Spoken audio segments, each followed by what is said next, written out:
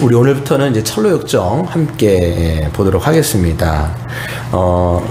철로역정 오늘 이제 이 책을 이제 하기 전에 이제 제가 몇 통 전화를 받았습니다. 우리 성도님들로부터 뭐 정승혁 성도님이라든지 우리 여창호 안수집사님 전화 오셔가지고 어떤 책을 사야 되냐고 질문하셨어요. 참 보면서 아주 파이팅이 넘치시는구나 이런 생각을 했고, 또 출발점부터 또 시작부터 이제 책을 여러분들도 또 안 사신 분들은 좀 사서 보셨으면 좋겠습니다.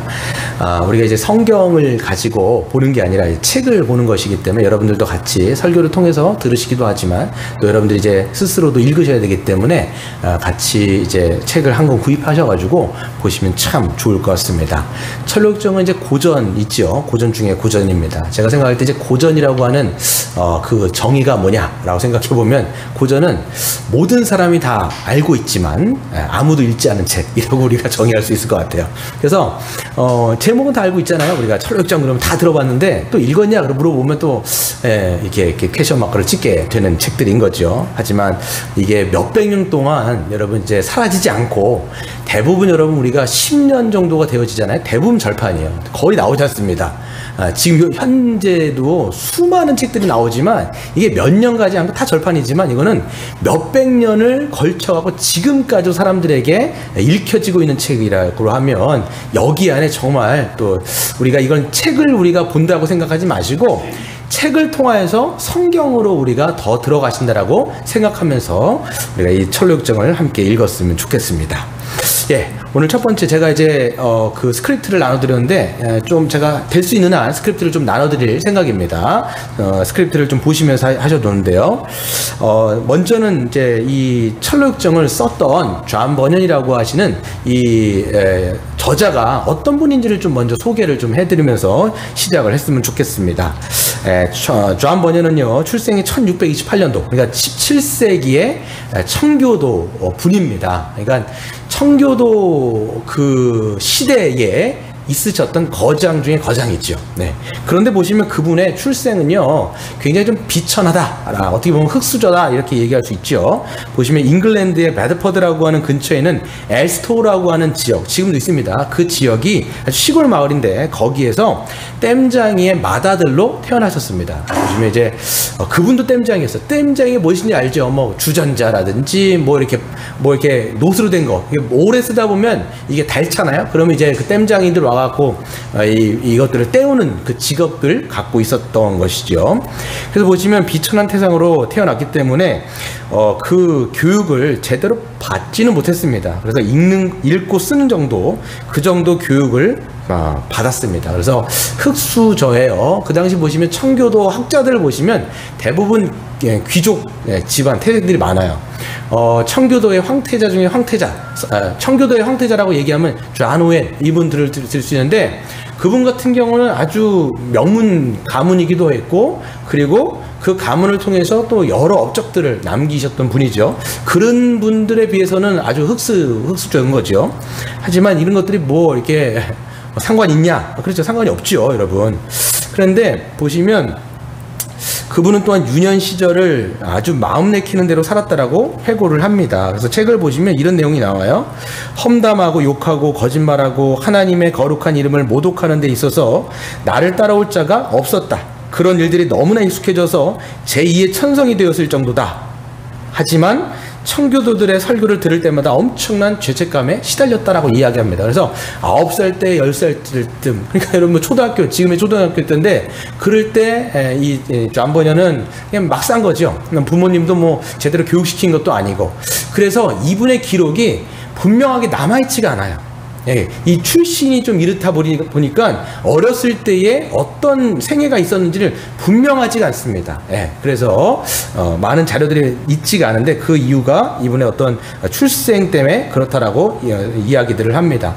그럴 정도로 이제 자기 멋대로 살아갔지만, 워낙 그 당시에 교회에 영광이 있었고, 청교도 목사님들은 정말 복음을 선포했고, 그리고 아주 정통적인 목회를 했기 때문에 교회만 가면 율법을 통해서, 또 복음을 듣기 전에 율법을 통해서 마음에 그 율법의 쟁기들을 굉장히 많이 이제 했던 거죠. 그래서 죄책감에도 쌓이고, 그렇지만 회심하지 않은, 네, 그렇지만 회심. 그래서 존 번연 같은 경우는요, 회심 때까지 기간이 굉장히 길어요. 네. 그래서 그것이 그분의 자서전 같은데 보면 이제 우리가 알 수가 있죠. 그렇게 유년 신전을 보냈고요. 두 번째 보시면 이제 군대 징집을 당하게 됩니다. 16살 때 보시면 그는 의회군 병사로 징집을 당합니다. 그 당시 영국은 보면 의회파와 왕당파가 있었는데 두 개가 막 싸웠죠. 그래서 이 왕당파는 이 국가가 이 모든 교회를 통치하려고 했던 그런 쪽이고, 의회파는 그 청교도 쪽이 의회파였습니다. 그러니까 당연히 조한 번연은 의회파의 징집에 대해서 누구 밑에 있었냐면 크롬웰이라고 하는, 여러분 잘 아시는 크롬웰 밑에서 군대로 싸웠습니다. 그래서 그는 이제 군대 생활 중에서도 여러 차례 하나님의 자비를 경험하게 됩니다. 굉장히 여러 번 죽을 고비를 넘기게 되죠. 그때마다 그는 이게 하나님의 은혜라는 걸 알아요. 하나님의 은혜로 자기가 생명을 보존했다는 걸 알지만, 그럼에도 불구하고 자기의 삶이 변화되지 않고 여전히 회심하지 않는 그런 상태로 그런 그 시간이 지나가게 됩니다. 그래서 그는 군대 시절에 대해서 거의 언급을 하지 않습니다. 그 자서전에도 보면 많은 내용이 빠져 있어요. 제가 생각할 때는 또 저자는 뭐라고 얘기했냐면, 그가 그렇게 이 군대 얘기를 많이 하지 않는 것은 잊어버리고 싶은 과거였기 때문이다 라고 이야기들을 많이 하고 있습니다. 그래서 3년쯤 후에 군대가 해산이 되어지고 그는 다시 고향 엘스토우라고 하는 곳에 돌아와서 땜장의 일을 계속합니다. 그래서 책에는 뭐라고 되어 있냐면 이렇게 되어 있어요. 그는 집을 떠날 때는 난폭한 젊은이였으나 그가 다시 돌아왔을 때는 결혼할 여자를 구하는 그런 한량으로 다시 집에 돌아왔다, 이렇게 이야기하는 거죠. 그러니까 삶이 전혀 바뀌지 않고 회심하지 않은 것. 교회는 아마 나갔던 것 같아요. 그렇지만 회심하지 않은 상태로 계속 머물러 있었던 것이죠. 근데 여기서 이제 세 번째 보시면 큰 인생에 좀 전환점이 있는데요. 이제 두 번의 결혼을 합니다. 존 번연은 이제 두 번을 결혼하는데, 첫 번째 부인 21살 때 아주 일찍 결혼을 합니다. 메리라고 하는 여자와 결혼을 하는데요. 이 첫 번째 아내분이 이름이 메리라고 되어 있는데 이것도 확실하지 않아요. 이 아내분도 흑수저 출신인 거죠. 그렇기 때문에 보시면 이름 자체가 불분명하게 기록이 되어 있습니다. 그래서 근데 이분도 이 아내분도 굉장히 가난한 사람이었어요. 가난하다 보니까 결혼할 때 지참금을 갖고 오는데 다른 건 갖고 오는 게 없이 달랑책 2권을 들고 시집을 오게 됩니다. 근데 그 아내가 들고 온 그 책 2권 때문에 존 번연이 큰 영향을 받습니다. 물론 이 책을 읽고 회심하진 않았지만 큰 영향을 받는 책이 2권이에요. 그게 뭐냐면 제가 써놨는데요. 아더덴트의 보통 사람들이 천국 가는 길, 이 한 권이고요. 그 다음에 루이스 베일리라고 하는 사람의 경건의 실천이라고 하는 2가지의 책을 보면서 많은 영향을 받고, 또 나중에 존 번연이 글을 쓸 때 이 사람의 신학 가운데 그런 것들이 녹아져 있었을 정도로 많은 영향을 받게 되어집니다. 하지만 그 아내를 만났을 때도 불구하고 나중에 사별을 해요. 첫 번째 부인이 사별해가고 두 번째 부인하고 결혼을 하게 되는데, 이 첫 번째 부인이 아주 신실한 기독교인이었던 것 같아요. 그래서 남편을 데리고 맨날 그 고향에 있는 그 교회에 가서 예배를 드리는 거죠. 예배를 드릴 때마다 존 번연은 찔림을 받는 거예요. 그러니까 율법의 쟁기질을 굉장히 받는 거예요. 그런데 안 변하는 거예요. 또 집에 이제 교회를 나가게 되어지면 또 자기가 좋아하는 취미 생활을 하면서 또 자기의 방탕한 삶을 살아가면서 그대로 유지하는 거죠. 글에는 뭐라고 써 있냐면, 교회에서 이 청교도 목사님들의 설교를 들을 때마다 말씀은 찔리는데 또 나아갔을 때 아내가 주는 밥을 먹고는 배불러갖고 또 일상으로 돌아왔다, 이렇게 적혀져 있더라고요. 그러니까 이런 삶이 계속적으로 반복되는 것이 존 번연의 삶의 모습이었습니다. 그런데 이제 여기서 이제 회심하는 내용이 있는데요. 네 번째를 보시면 영적 회심과 성장이라는 부분이 나오는데요. 아주 여기서 중요한 사람을 만나는데 그게 바로 누구냐면 존 기포드라고 하는 영적 멘토를 그때 만나게 됩니다. 이 영적인 혼란 시기에 베드퍼드라고 하는 곳에 세인트 존 처치라고 하는 교회에서 실무를 하시는 존 기포드 목사님이 계신데, 이분도 아주 극적인 회심, 네, 아주 이분은 왕당파에서 아주 노름을 하고 아주 노름에 중독된 사람인데 그분이 극적으로 회심을 하고 이제 목회를 하는데 그 교회에 가서 이분에게 카운셀링을 받습니다. 네, 영적인 그런 이제 교제를 하다가 복음을 듣게 되어지고 거기서 이제 회심하는 결정적인 사건이 있습니다. 근데 보시면 이제 철로역정에서도 보시면 그 크리스찬이라고 하는 주인공이 중간에 처음에 시작 때 전도자를 만났는데 아마 그 전도자가 이 존 기포드라고 하는 목사님을 대상으로 그렸다라고 이야기들을 많이 합니다. 그래서 영적인 멘토인 그분을 만나서 복음을 듣게 되어지고 거기 안에서 교회 안의 참된 교제와 친교의 기쁨을 아주 마음껏 누리는 시간들을 경험하게 됩니다. 근데 보시면 존 버녀는요, 말씀드린 것처럼 한 번에 회심한 게 아니에요. 계속 율법의 쟁기질을 갖다가 이게 끊임없는 싸움이 있었어요. 그래서 막 그 율법의 죄책감을 이렇게 받기도 하다가 또 복음으로 들어갔다 하기도 하다가 다시 영적인 깊은 수렁에 빠졌다가 다시 말씀을 듣고 나왔다가 이런 것을 반복하다 보니까 3-4년이 걸려요. 회심하는데 3-4년이 걸린단 말이에요. 굉장히 깊은 시간들을 영적인 싸움을 하면서 결국은 십자가를 만나서 복음을 통해서 이제 회심하는 그런 이제 은혜가 있게 되는 거죠.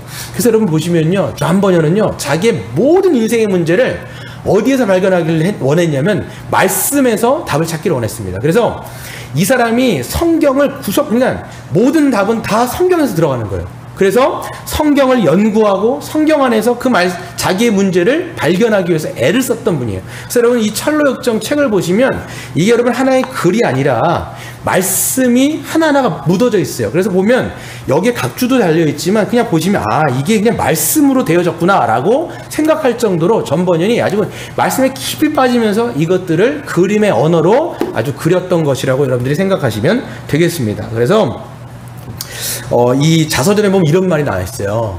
하나님의 말씀을 만나서 그 말씀이 나의 심령을 찢고 그 다음에 나의 마음을 깨트렸다, 이런 구절이 나와요. 자서전에 보면 그럴 정도로 말씀 안에 그는 깊이 들어갔던 사람이고 거기서 하나님을 만났던 사람인 거죠. 그러니까 여러분 우리가 신앙생활도 마찬가지인 것 같아요. 하나님의 말씀을 통해서 우리가 하나님을 만나는 거죠.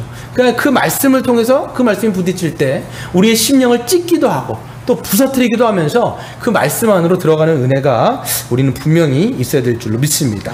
그래서 거기서 보시면 이 세인트 조한 교회에서 집사로 설교의 자격을 얻습니다. 그 집사의 직분을 받았는데 거기서 이제 설교를 할 수 있는 권한을 받게 돼요. 그럴 정도로 이분은요, 별로 배운 분이 아니에요. 배운 분이 아닌데도 불구하고 하나님이 주신 재능이 있었어요. 말하는 재능, 게다가 글 쓰는 재능. 그래서 문법의 기초적인 것밖에 우리로 말하면 초등학교 정도밖에 나오지 않은 분인데 그 땜장이가 하나님께서 주신 재능도 있었고 이분은 끊임없이 돌아가실 때까지, 소천하실 때까지 끊임없이 목회자로서의 소양을 갖추기 위해서 엄청난 연구를 하는 분이었어요. 그러다 보니까 말하는 거에 능통하고 글 쓰는 거에 능통하는 분이죠. 그러니까 아주 이분의 설교 아주 그냥 탁월했다라고 이야기들을 많이 합니다. 근데 그분이 이제 5번째 보시면 감옥 생활을 하게 되어지는데요. 이제 신앙 생활을 하게 되어지고, 그런데 아까도 말씀드린 것처럼 의회파가 있고 왕당파가 있는데 나중에는 이 크로멜이라는 사람이 죽게 되어지고 왕당파가 다시 세력을 잡게 됩니다. 그러면서 국가가 교회를 그냥 탄압을 하는 게 아니라 이 국가가 원하는 대로 이제 교회가 모든 것을 형식을 다 맞춰야 되는 거죠. 카톨릭이죠, 거의. 그렇게 돌아가고 있는데 의회파는 그거를 반대하는 거예요. 왜 우리가 그 국가에 그걸 받아야 되느냐? 우리는 하나님의 말씀대로 우리는 목회를 하겠다. 이게 청교도들의 정신이었어요. 국가가 이야기하는 것이 아니라 우리는 성경에서 나오는 기준을 가지고 우리는 목회를 하고 말씀을 전하는 것이지 국가가 이야기하는 대로 우리는 하지 않겠다. 이렇게 반대했던 사람들이 독립교회 사람들이었고 청교도 사람들인 것이죠. 당연히 이 존 오웬도 거기 안에 있었습니다. 그렇기 때문에 계속적으로 국가의 어떤 요청이 있었음에도 불구하고 집회를 계속하죠. 근데 그 집회를 하다 보면 이게 불법 집회가 되는 것이고 그렇게 되어지면 국가가 당연히 내버려두지 않죠. 이것을 하다가 그는 결국은 체포가 되어지고 감옥에 가게 됩니다. 그 판결을 받게 되어지는데 그냥 거기서 하지 않겠습니다. 이 한 말만 하면 되는 거였어요. 난 더 이상 이렇게 하지 않고 국가 당신들의 말들을 따르겠습니다. 이렇게만 얘기했으면 풀려나는 것인데 거기서 존 오웬은 거부하게 돼요. 그리고 나는 끝까지 하나님의 말씀대로 나는 전하고 그렇게 설교하겠다. 이것 때문에 그가 옥중에서 12년을 살게 됩니다. 복역을 12년 동안 해버린 거야. 3개월만 하면 되는 건데 이거가 이렇게 오래 길어지게 되어지는 거죠. 그래서 그는 그 12년 동안 감옥 안에 있으면서 이제 그때는 이제 첫 번째 부인은 사별했고 두 번째 이제 그 아내분이 오는데 계속 찾아오기도 하고 아주 힘든 생활을 그 감옥 안에서 하게 됩니다. 번연도 힘든 생활이었지만 그 자녀들도 그리고 아내도 힘든 생활을 합니다. 왜냐하면 첫째 딸 메리, 그 첫째 딸 이름 메리인데 맹인이었어요. 그 아이를 두면서 그 아버지가 감옥에 있다 보니까 생계가 유지가 안 되지 않습니까? 그러다 보니까 굉장히 힘든 생활들을 하게 되어지는 것이지요. 그럼에도 불구하고 그는 절대로 자기의 믿음을 버리지 않고 거기 안에서 여러 권의 책을 쓰게 되어지는데 그 중에 하나가 뭐냐면 철로역정. 우리가 지금 손에 쥐고 있는 이 철로역정도 감옥에서 쓴 그런 책이라고 우리는 볼 수가 있죠. 거기서 보면 또 죄인에게 넘치는 은혜라고 하는 그의 자서전도 거기서 쓰게 되어지는데 감옥에서 가장 심혈을 기울이고 오랫동안 집필했던 건 바로 철로역정. 이 책이 바로 그 감옥에서 가장 오랫동안 쓴 책이라고 우리는 볼 수가 있습니다. 그리고 나서 이제 12년 후에 1672년도 1월 21일 날 베드포드 교회 그가 이제 출소를 하게 됩니다. 출소를 하게 되는데 아까 그 존 기포드라고 하는 목사님이 심우했던 그 교회에서 그 후임으로 그가 이제 청빙을 받게 되어지고 거기서 이제 목회를 시작하게 되는 것이죠. 굉장히 그는 열심과 근명과 헌신으로 사역을 했던 분인 것 같아요. 그래서 설교도 하고 복음 전파도 하고 목사로서 열심히 헌신하며 사역을 하는 것이죠. 굉장히 바쁜 일정에도 불구하고 그는 끊임없이 글을 썼어요. 계속적으로 글을 써가지고 그가 돌아가실 때까지 남겨놓은 책이 무려 60권 이상 정도의 책을 끊임없이 집필을 하셨습니다. 그리고 맨 마지막에 그는 이제 소천을 하게 되어지는데 언제냐면 그는 이제 말을 타고 60세, 우리 지금의 나이로는 굉장히 이제 이른 나이죠. 60세 이제 돌아가십니다. 근데 그때도 어떻게 돌아가시냐면 이웃 사람의 어떤 그 가정 문제가 있는데 그것을 이제 중재하러 가세요. 이제 이것을 요청이 왔어요. 우리 집안 문제인데 우리 아버지 좀 중재해달라. 그걸 이야기를 듣고 베드포드라고 하는 지역에서 1시간 정도, 마차로 1시간 정도 떨어져 있는 그 런던으로 가게 됩니다. 그런데 가는데 갑자기 폭풍우가 오게 되어지고 폭풍 때문에 그가 감기가 들게 됩니다. 근데 갔을 때 이 감기가 열병으로 되어지고 급성 폐렴으로 가서 결국은 거기서 이제 소천하게 되어지는 것이지요.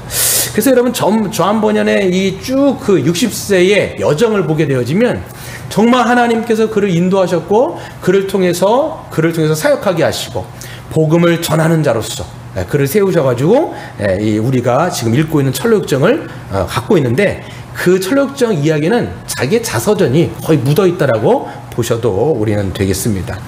큰 두 번째를 보시면요, 우리가 철로역정에 대해서 한번 좀 살펴볼 텐데 오늘은요 다음 시간부터 좀 본론을 넘어가고 오늘은 큰 철로역정이 어떤 책인가에 대해서만 우리가 좀 간단하게 살피고 오늘은 마치도록 하겠습니다.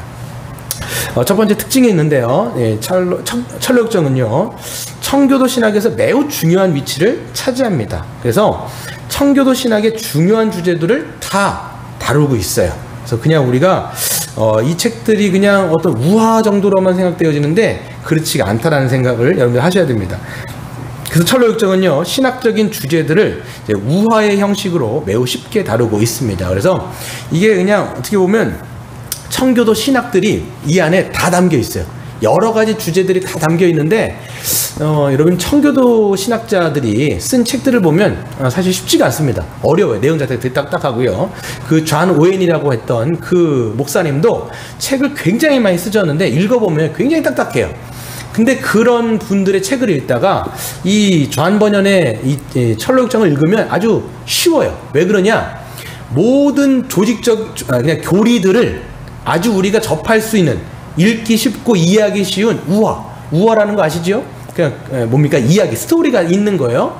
우리 예수님께서도 보면 진리를 증거하실 때 어떻게 말씀을 하시냐면 비유를 드신단 말이에요. 왜 그러냐면 그 당시에 청중들이 듣고 이해하기 쉽도록. 여러분들은 뭐 우리가 복음을 들을 때 정말 많이 배운 사람만 들어서 이해하는 게 아니라 배우지 못한 사람도 그냥 들어서 이해할 수 있는 게 복음 아닙니까? 마찬가지로 철로역정을 보시면 누구나 다 듣고 복음에 대해서 기독교가 무엇인지를 이해할 수 있는 그런 내용들이 다 담겨 있다라는 것이죠. 그래서 보시면 주제들을 보시면 대속적 죽음이라든지 칭의 또는 점진적인 성화, 거긴 또 영화, 그리고 지역교회의 중요성, 참된 믿음, 회심, 영적 전투란 무엇인가? 이런 모든 내용들이 어려운 딱딱한 글이 아니라 우화라고 하는 형식으로 우리에게 다가와 있다는 것을 우리가 알 수가 있습니다.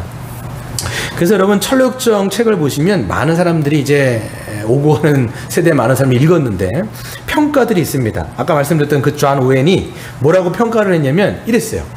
그 존 오웬이 아마 어떤 설교, 그러니까 그 존 버년이 설교하는 그 자리에 거기 출석을 했던, 아니 출석이 아니라 설교 집회를 갔던 것 같아요. 그때 이제 국왕이 뭐라고 얘기했냐면 존 오웬에게 당신은 그렇게 학식도 많은데 무슨 왜 뭐 때문에 저렇게 땜장이가 그 전하는 그런 설교에 이렇게 왔냐라고 물었던 것 같아요. 그랬을 때 이 존 오웬이 뭐라고 얘기했냐면 이런 얘기를 해요. 폐하, 저는 저 땜장이가 가지고 있는 사람의 영혼과 마음을 움직이는 저 땜장이의 능력을 가질 수만 있다라면 내가 가지고 있는 모든 이런 지식과 이런 모든 내용들을 내가 기꺼이 바꾸겠습니다 라고 할 정도로 존 버년의 그런 것들을 좀 부러워했던 것 같아요. 아까도 말씀드렸지 존 버년의 글은 어렵거든요. 근데 존 버년은 말과 글이 능했던 사람이에요. 근데 거기에는 사람들의 마음을 움직이고 사람들의 마음을 깨트리는 그런 성령의 그 능력이 있었던 것 같아요. 그러니까 그런 것들을 보면서 이런 얘기를 하는 거죠.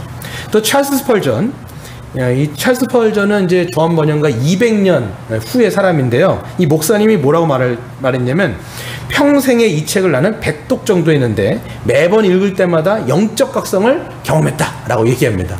그럼 한 책을요 100번 읽는 거 쉽지 않겠죠. 근데 찰스 스펄전의 설교를 이제 읽어보면요 곳곳에 철로 역정을 예화로 많이 들어요. 그 정도로 그가 100번 읽었으면 여러분 얼마나 많이 읽었겠습니까? 그러면서 뭐라고 이야기했냐면 이 땜장이의 피 속에는 하나님의 말씀이 들어있다라고 이야기했을 정도로 찰스 스펄전은 아주 애독했던 책이 바로 이 철로 역정이었습니다. 그리고 존 그레이엄 메이천, 이 사람은 이제 그 웨스트민스터 그 학교의 학장이신데요. 이분은 이렇게 이야기합니다. 가장 아름답고 상세한 신학서적이다 이렇게 이야기를 합니다.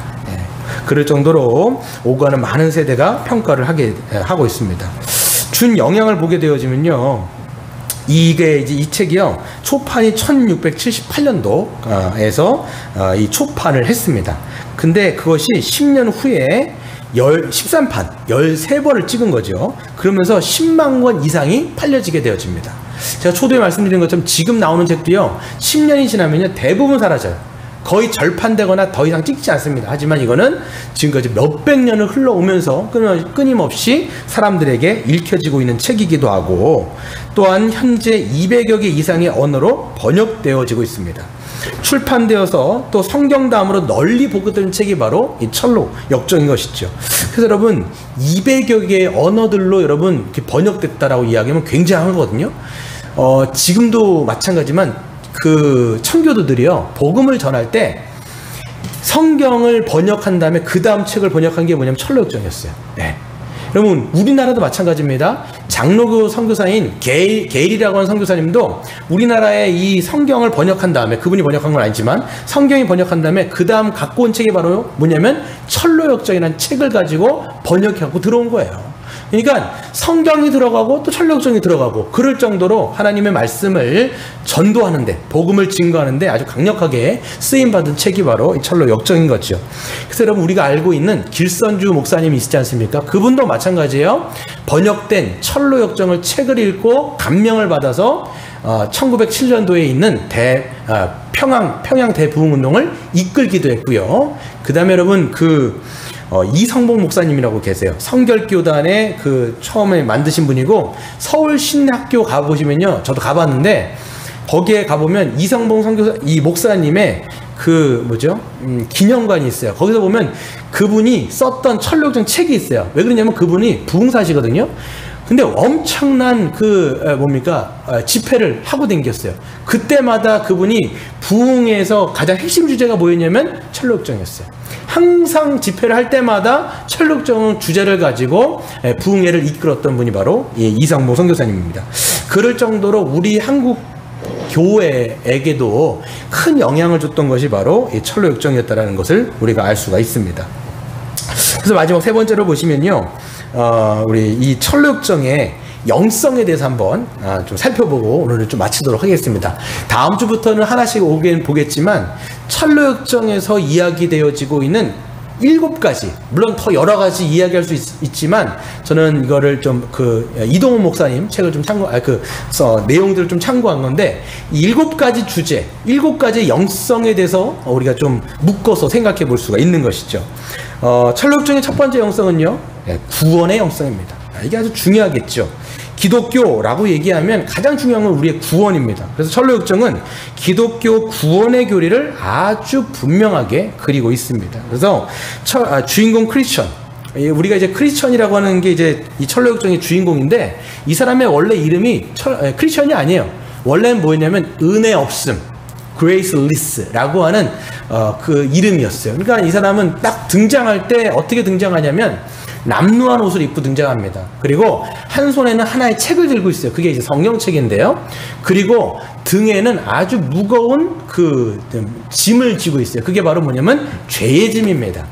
그러면서 이 사람이 탄식을 합니다. 어찌할꼬 책을 보면 뭐라고 써있냐면 임박한 진노를 피하여라. 그러니까 그가 살고 있는 지역이 어디냐면 멸망의 도시였단 말이에요. 그러니까 자기가, 이 사람이 책이 없었으면, 성경을 읽지 않았으면, 성경을 보지 않았으면 자기가 어떤 죄의 짐인지를 모르는데, 성경을 보니까 끊임없이 그 죄의 짐이 얼마나 무겁다는 것을 계속 인식하게 되어지고, 이 무거운 짐을 벗지 않으면 자기는 심판날에 멸망의 성에서 다 자기가 심판받을 거라고 생각을 하는 거예요. 그러니까 계속 얘기하는 거예요. 어찌할꼬 하면서 자기의 구원의 문제에 대해서 토로하게 됩니다. 그러면서 뭐라고 이야기하냐면 거기서 누구를 만나냐면 거기서 전도자를 만나게 되어지고, 그 전도자를 통해서 좁은 문으로 인도함을 받습니다. 전도자가 이런 얘기를 해요. 저기 불빛 보이십니까? 아니, 안 보이는데. 아니, 저기 불빛 보이잖아요. 저쪽으로 가시면 좁은 문을 볼 수 있는데, 저리로 가시면, 저기를 해서 곧장 가시면 쉬운 성에 도달할 수 있습니다. 라고 이야기를 하면서 그가 그때 이제 그 등짐을 짊어지고 책을 가지고 전도자의 그거 이야기를 듣고 가족과 그때 결별하고 떨어져요. 이 이야기를 하죠. 그래서 사람들은 이야기합니다. 왜 가족들을 버리고 가냐, 이런 얘기를 하는데, 사실 이거는 일부만 읽어서 그렇죠. 나중에 그 책 2권을 가보게 되어지면 나중에 그 아버지, 그러니까 나중에 막 미친놈 소리를 많이 듣습니다. 그런데 크리스찬이 가족과 결별하고 나중에 시온성에 도달한 다음에 2부에서는 누가 크리스티아나, 와이프가 되죠. 크리스티아나와 4명의 자녀들이 또 아버지가 걸어갔던 그 순례 여정을 걸어가는 것이 2부로 되어 있습니다. 이것처럼 첫 번째는요, 구원의 영성. 여러분, 우리의 삶에 있어서, 우리의 인생의 문제에 있어서 가장 본질적인 문제, 크리스찬이 얘기했던 영생, 이 얘기를 외치면서 가거든요. 이 구원의 문제가 무엇보다도 우리는 가장 중요하다라고 우리는 생각할 수가 있습니다. 두 번째로는요, 십자가의 영성인데요. 이 주인공이요, 한 언덕 위에 가다가 십자가를 이제 보게 되어집니다. 이게 거의 보면요, 뭐 끝에 있는 게 아니라, 처음 얘기가 아니라 5분의 1 지점, 이 철로역정 전체의 5분의 1 지점에서 십자가를 보게 돼요. 십자가를 보게 되어졌을 때 그렇게 그가 고달퍼했던 죄의 짐이 딱 떨어져요. 자기가 끄는 게 아니에요. 자기가 지금 벗을 수가 없었는데 십자가를 보면서 죄의 짐이 풀려버립니다. 그러면서 빈 무덤 속으로 이 죄의 짐이 똘똘똘 해가지고 거기 안에 들어가죠. 이 빈 무덤이 뭐냐면 예수님의 부활을 통해서 비어진 무덤을 통해서 이야기하는 거죠. 거기에 죄의 짐이 들어가 버리는 거예요. 거기서 자유함을 얻게 되어지고 해방을 얻게 되어지는데, 거기서 보면 이제 3명의 천사가 등장합니다. 3명의 천사가 등장하는데, 첫 번째 천사가 뭐라고 이야기하냐면 너가 죄사함을 받았다라는 선언을 해요. 그게 여러분 성부 하나님의 그 사역이세요. 죄사함의 선포가 있어요. 두 번째 천사가 이야기합니다. 두 번째 천사가 어떻게 얘기냐면, 아까도 말씀드린 것처럼, 크리스찬이 남는 옷을 입었잖아요. 그것을 벗긴 다음에 아주 아름다운 빛나는 의의 옷으로 입혀주는 거죠. 이게 뭐냐면 예수님께서, 당신께서 우리를 통해서 이루신, 십자가를 통해서 이루신 그 의의 옷으로 우리의 누더기 같은 옷을 덮어주시는 그런 예수님의 그 사역을 우리는 볼 수가 있죠. 세 번째 천사는 이야기합니다. 그 크리스찬에게 이마에다가 인을 쳐주면서 두루마리를 선물로 주어지는 것이죠. 이건 성령의 사역이죠. 그래서 에베소 1장 13절처럼 복음을 믿은 자에게 하나님께서 하나님의 영인 성령으로 인쳐주시고, 그리고 하나님의 말씀을 붙들고 끝까지 걸어갈 수 있도록 하나님께서 인도하여 주시는 거죠. 이것처럼 여기는 십자가의 영성, 우리의 구원은 오직 십자가, 예수 그리스도께서 행하신, 성부, 성자, 성령께서 우리를 위해서 행하신 그 십자가의 복음을 통해서만이 죄의 짐을 벗을 수 있고, 그때부터 우리가 이 칭의를 통해서 성화의 길로 걸어갈 수 있다라고 이야기를 합니다.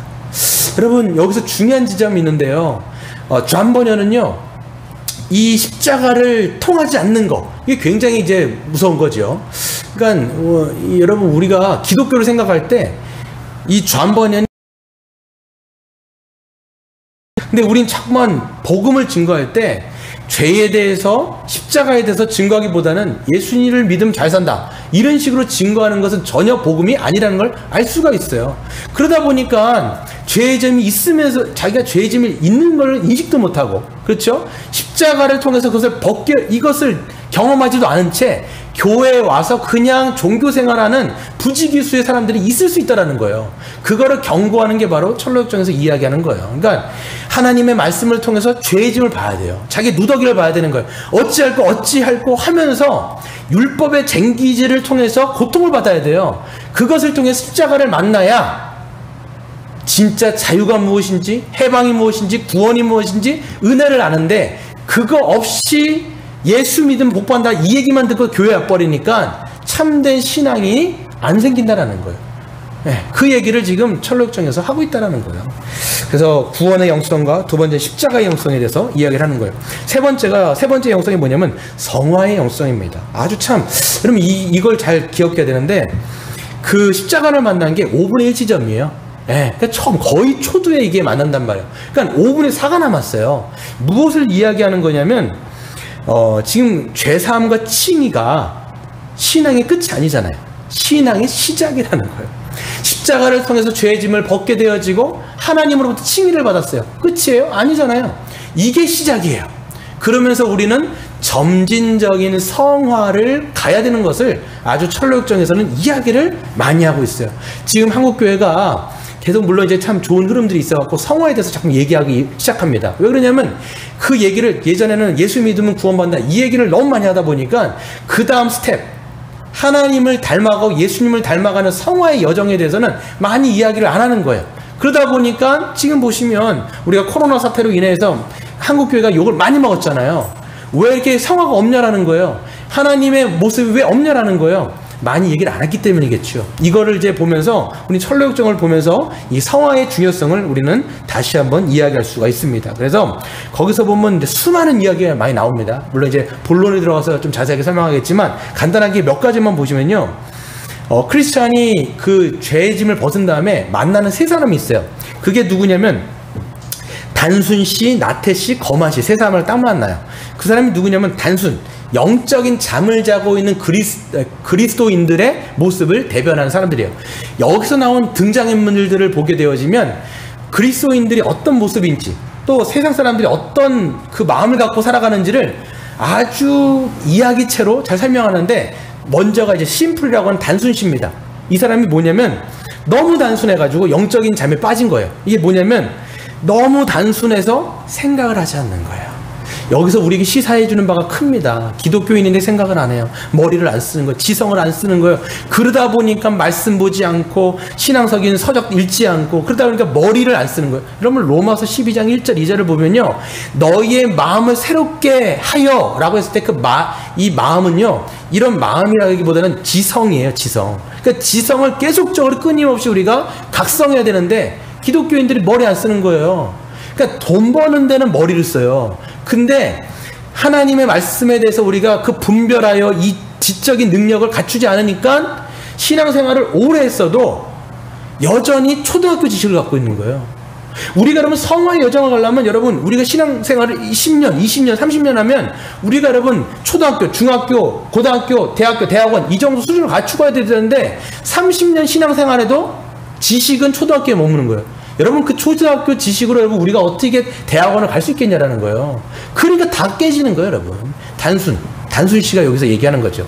나태씨도 있습니다. 너무 나태해서 잠이 든 거예요. 너무 나태해서 게을러서. 세 번째는 거만. 너무 거만해서 잠이 들어 있는 그런 사람들을 보게 되어지는데 성도는 이런 모든 것들을 경계해야 된다라고 이야기하면서 성화의 점진적인 이야기를 함께 하게 됩니다. 또 그 다음에 가게 됐을 때 누구를 만나게 되냐면 담을 넘어오는 허례와 위선 씨를 만나게 돼요. 근데 여러분 읽어보시면 조금씩 자세하게 저도 보니까 설교하려고 자세하게 읽는 것 같아요. 보면 좁은 문을 만나게 되는데 좁은 문을 딱 보시면요 울타리가 쳐져 있어요. 이쪽으로 울타리가 쳐 있고 이쪽으로 울타리가 쳐 있기 때문에 곧장 이렇게 가야 되는 거예요. 근데 허례와 위선은 어떻게 들어온 거냐면 좁은 문을 통해서 들어온 것도 아니고 십자가를 통해서 좁은 문으로 들어온 게 아니라 가다 보니까 이 담장을 넘어서 들어온 거예요. 그러니까 지금 번연은 뭘 얘기한 거냐면 요한복음에 있는 거 뭐예요? 그 울타리 문으로 들어오지 않는 사람들은 다 강도의 절도다 이렇게 얘기하잖아요. 그러니까 이 사람들이 강도의 절도인 거예요. 울타리를 타고 들어가요. 근데 뭐라고 얘기하냐면 왜 당신들은 이쪽으로 옵니까? 거기 십자가의 길을 가기가 귀찮다라는 거예요. 또 그렇기 때문에 그 사람들은 그냥 빠른 길로 오고 싶었어. 난 지름길로 오고 싶었어. 그렇기 때문에 나는 담을 넘어오고 있었어. 글을 보면 뭐라고 돼 있냐면 그 두 사람은요 뭐가 없냐면 예수님께서 입혀주셨던 그 크리스찬이 입고 있는 옷이 없는 거예요. 여러분 뭘 얘기하는 건 줄 아세요? 교회 안에도 여러분 십자가를 통과하지 않고 거듭나지 않은 사람들, 그렇기 때문에 허례와 이 뭡니까 위선, 이걸로 종교생활을 하는 거예요. 거듭남이 없는 거예요. 그러니까 예수님이 입혀준 옷이 없어요. 그럼 우리 생각해 보는 거예요. 지금 이 사람을 통해서 우리는 생각해 보는 거예요. 십자가를 만났는가? 우리가 정말 예수 그리스도의 십자가를 통과하여 그리스도께서 입혀주신 이 흰 옷이 있는가? 이게 없으면요 똑같은 거 허례와 위선으로 우리는 담장을 넘어왔다라고 경계하라고 이야기하는 것을 얘기하는 거죠. 철록장을 보면요 참된 믿음이 뭐냐 가짜 믿음이 뭐냐 이걸 계속적으로 얘기한다는 사실을 우리는 알 수 있어야 됩니다. 그리고 또 얘기합니다. 크리스천은 공고산이라고 번역되어 있기도 하고요. 또 어떤 번역에는 고난의 언덕 이런 얘기를 하는데요.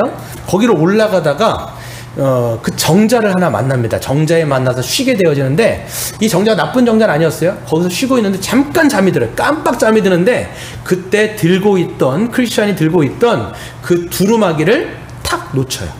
네. 근데 깨어났습니다. 허겁지겁 깨어나가고 길을 가는데 자기가 그 두루마리, 즉 성경이죠. 말씀을 놓쳤다라는 사실을 모르고 계속 길을 걸어갑니다.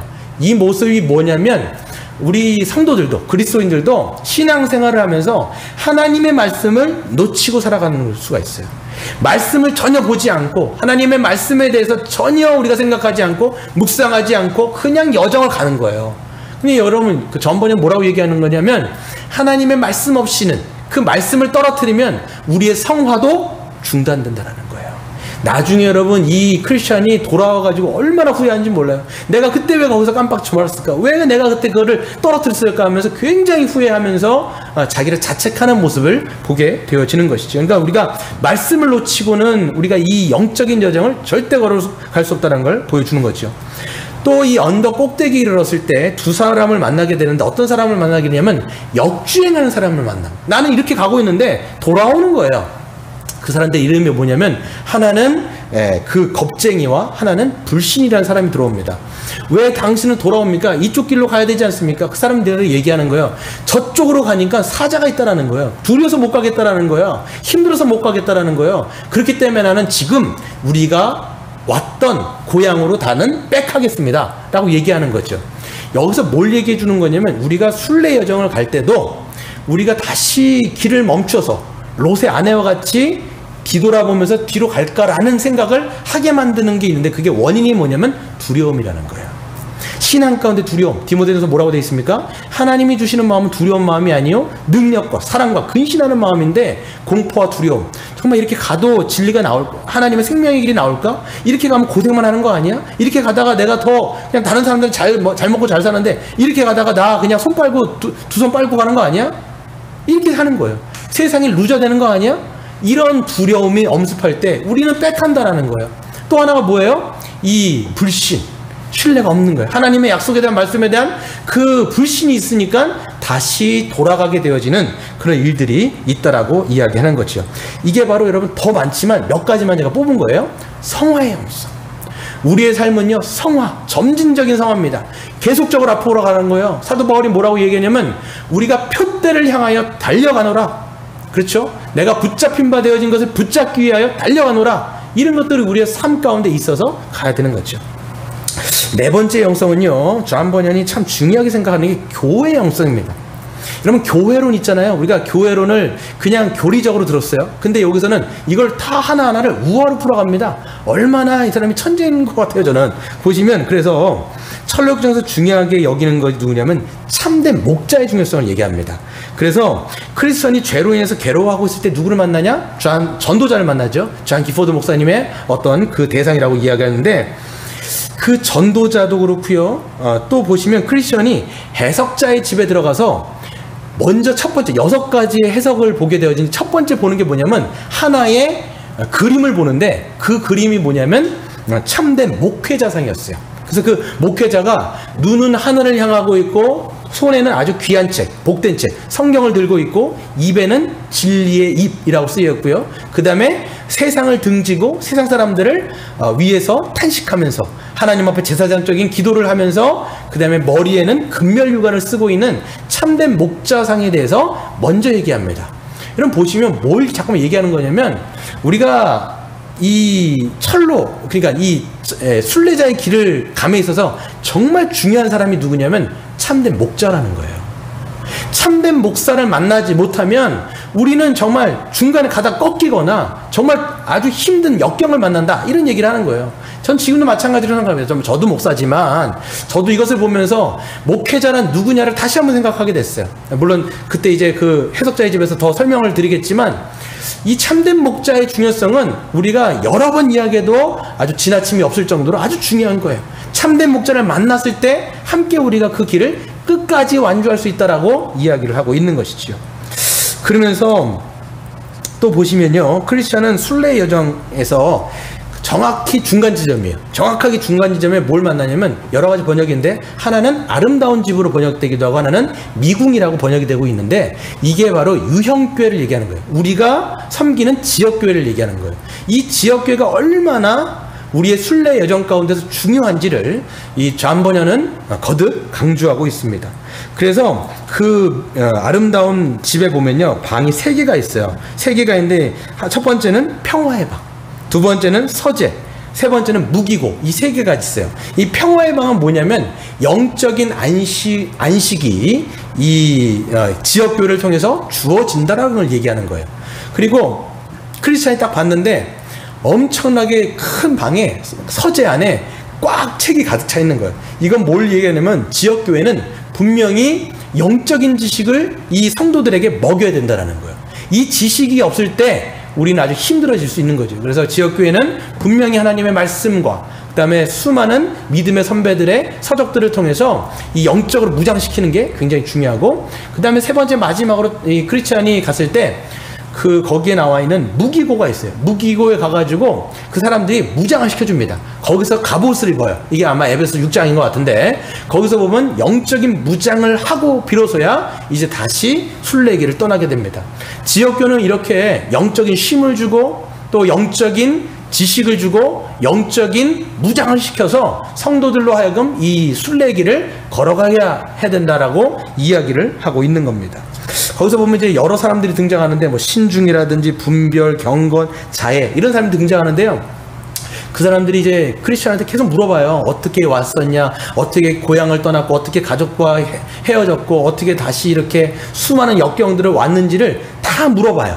이게 뭘 얘기하는 거냐면 나중에 설명을 드리겠지만, 교회의 직분자들이 어떤 역할을 해야 되는지, 어떤 사람들이 성찬에 참여해야 되고 어떤 사람들이 교회 안에 공동체, 회원으로 들어올 수 있는지를 점검하고 분별하는 사람들로 이 경건, 자애, 분별 뭐 이런 사람들이 등장하는 거예요. 그래서 우리가 교회론에서 배웠던 목사의 자격, 목사의 어떤 직분, 장로의 직분, 집사의 직분 이런 것들이 어떻게 되어지는지를 이 존 버녀는 글로 이야기하고 있습니다. 다섯 번째로 보시면요, 고난의 영성이에요. 네, 고난의 영성인데요, 이 영적 전투의 이 영성에 대해서 이야기를 하고 있습니다. 그래서 크리스찬은요, 그냥 가다가 두 군데를 아주 힘겹게 만나게 되어지는데, 겸손의 골짜기에서 아볼론을 만나서 전쟁을 하게 됩니다. 그래서 주인공은요, 영적 무장 후에, 다행히도 이제 영적을 무장한 다음에 겸손의 골짜기에 가게 되어지는데, 거기에서 이제 싸우게 되는 거죠. 거기서 뭐 넘어지기도 하고 약간의 상처를 받지만 하나님의 말씀으로 승리를 하게 되죠. 제가 이게 기억이 나는 건데, 보니까 그가 갖고 있는 칼로 이 아볼론을 나중에 찔러요. 찌르고 난 다음에 그가 그 찌른 다음에 승리를 맛본 다음에 크리스찬이 거기서 환한 미소를 짓습니다. 그러면서 그 저자가 뭐라고 얘기했냐면, 한 번도 크리스찬이 이전에는 한 번도 웃음을 지은 적이 없다가 그 칼로서 승리한 다음에 비로소 환한 미소를 지었다라는 이제 구절이 나와요. 거기서 보면 그게 어떤 내용이냐면, 우리가 영적 전쟁을 하는데 승리해본 경험이 있냐라는 거예요. 여러분 그렇습니까? 하나님의 말씀으로 여러분이 번번이 넘어졌던 그 유혹들, 번번이 넘어지고 낙심했던 거기에서 승리해본 경험을 얘기하는 거예요.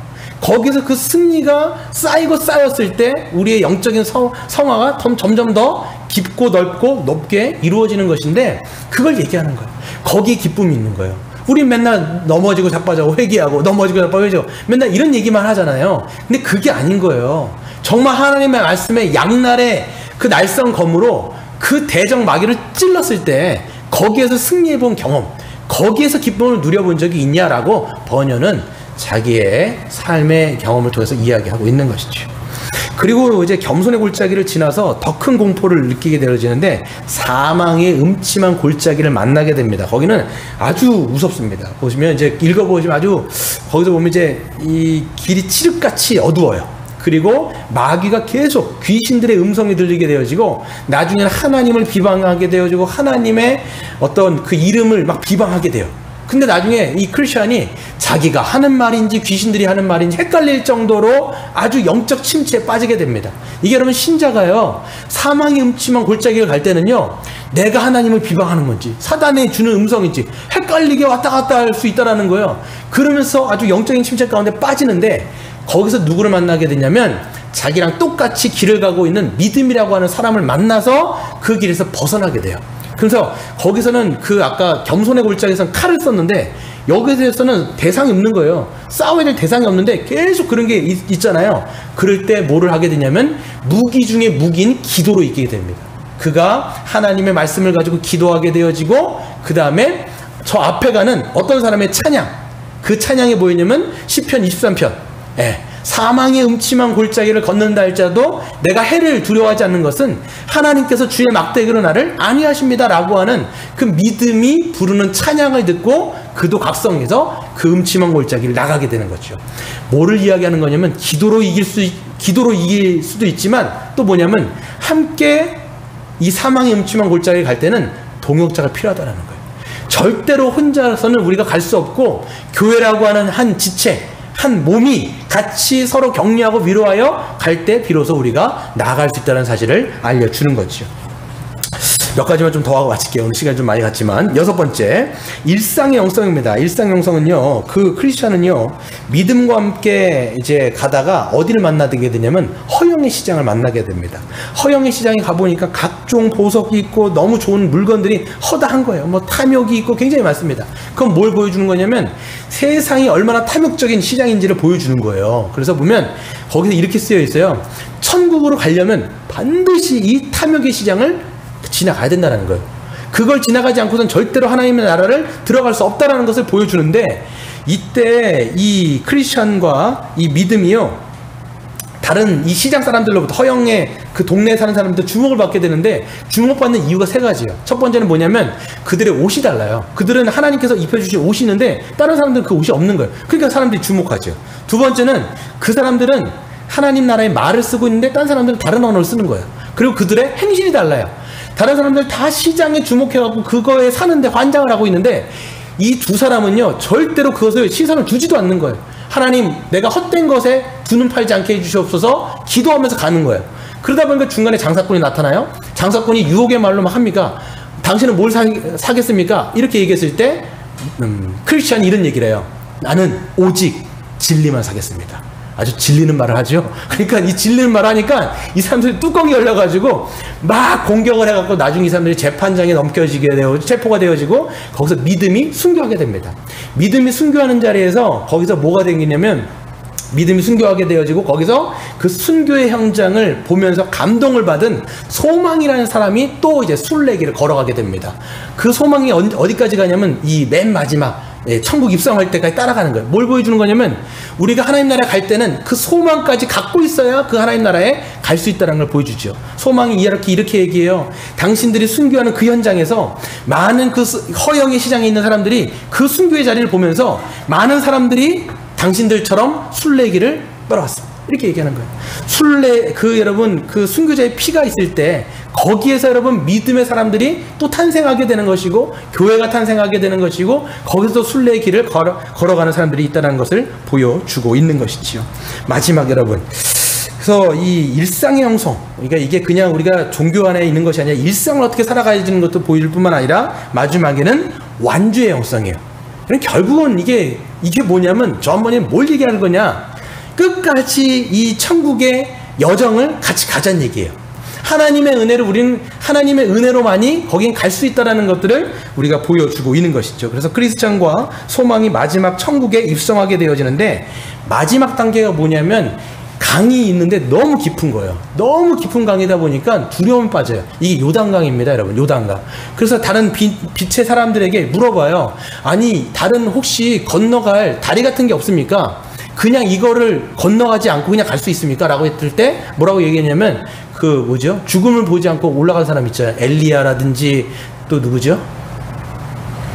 하여튼 그런 사람 외에는 다 이 강을 건너가야지만이 저 천국에 입성할 수 있다라고 얘기해요. 근데 가면서 너무 두려움 빠집니다.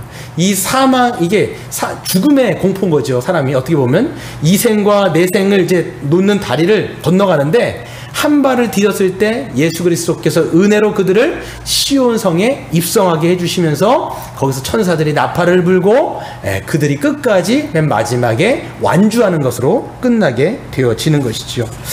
우리는 이렇게 이야기할 수 있습니다. 여러분, 우리도 마찬가지로 이 완주가 결국은 천국정을 보면서 우리가 하나님께서 우리에게 허락하신 이 길을 끝까지 가는 거구나. 근데 누가 갈 수 있는가? 누가 끝까지 갈 수 있는가? 이렇게 얘기했을 때 사도 바울이 이야기하는 거예요.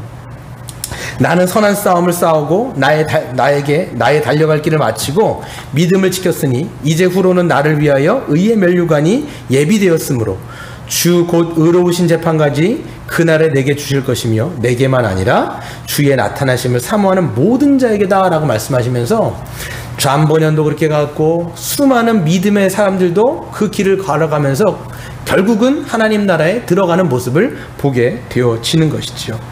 하나의 예화를 말씀드리고 좀 마치려고 합니다.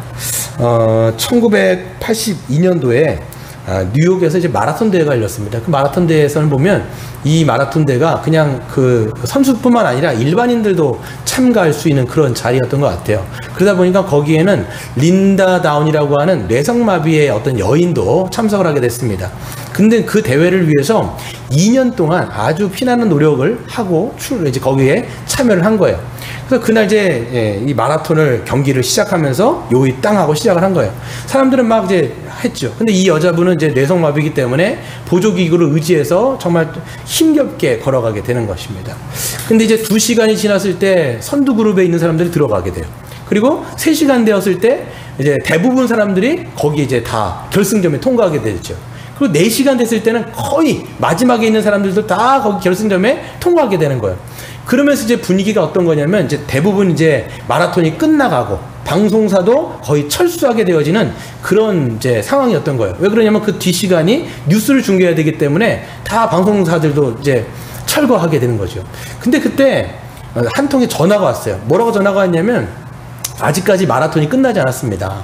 한 여자가 허드슨강을 지금 통과해서 지금 이쪽 결승 지점으로 더 오고 있습니다. 이런 이제 전화 한 통이 걸려온 거예요.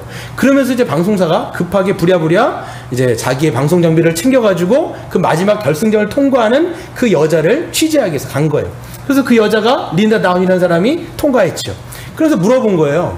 왜 이렇게 무모한 도전을 하셨습니까? 지금 다 사람들은 하는데 왜 이렇게 무모한 도전을 하셨습니까? 이렇게 얘기했을 때 그 여자가 한 말이 뭐냐면 저는 1등이 목표가 아니에요.